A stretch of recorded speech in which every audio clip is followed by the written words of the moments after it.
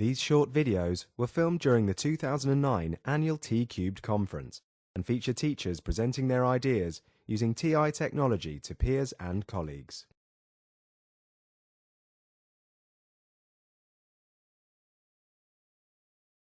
So I'm very quickly going to set up my time graph by making it go for 10 minutes, so a 600-second experiment.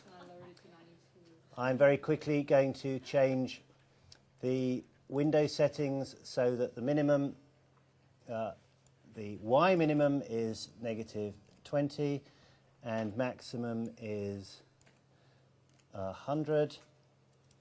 Okay, and now, before I press go, you are going to make a prediction for what the temperature will be at the end of the first minute. Okay, now, in your time zero, we should put the time at what will be in experiment terms time zero, which is 93.93 exactly. So we started the experiment at 93, and you now have a prediction for the temperature at time 1. Okay, now obviously you have your prediction column filled in. To the right hand side you are going to write on what basis you made your prediction. Okay, you are then going to check the people sat next to you to make sure they have done likewise. I think it's very interesting, by the way, that adults are very much less willing to commit themselves to why they might do something because they know that it might come back to bite them. Young people in the main do not seem so to be. Okay, so we started at 93 degrees.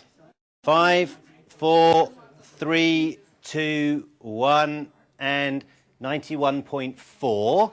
So that's the actual temperature at the end of the first minute.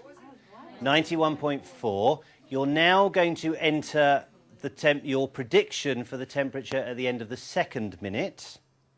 And naturally, you're getting the idea now, you will write on what basis you are making this prediction.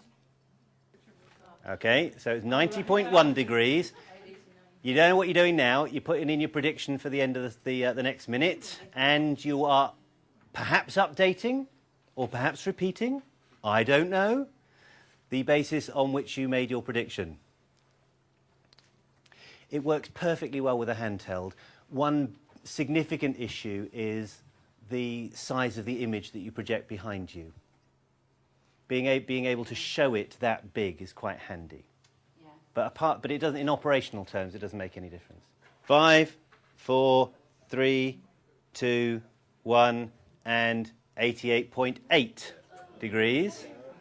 Okay, I think you got the idea in full now, so I'm not going to repeat it. But do check your neighbour, by the way. They're probably thinking they can get away without writing on what basis by now, and don't let them. Okay, you just hassle them and make sure they write the basis. So we did it in two different ways.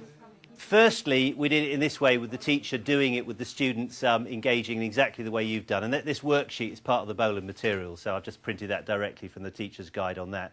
But the other way we did it was we had 2 microwaves, one at each end of the room, 6 laptops, 6 temperature probes, and students working in groups of 5. Now, in operational terms, basically the pizza takes 2 minutes to heat up. So it meant that there was a queue which lasted at most 7 or 8 minutes for students actually to get their turn to heat up their pizza. But curiously, they seemed to be rather compelled and bewitched by watching pizzas heat in microwaves, so that wasn't much of a problem. And I just think it's cute that an activity that we could reasonably do in a Year 8 classroom, that's 12-year-olds for people not familiar with Year 8, the term linear interpolation actually makes perfectly reasonable sense, i.e. halfway between those two. 5, 4, 3, 2, 1, and 86.6. Do be careful when you fill that in. That was missing one. This is so classroom realistic. Oh, is it going to be? Oh, please, please, please. 5, 4, 3, 2, 1, and 85.6. Do you want one more? Now, don't forget, please, you must continue to be updating your column which says on what basis you made that prediction. That's very, very important.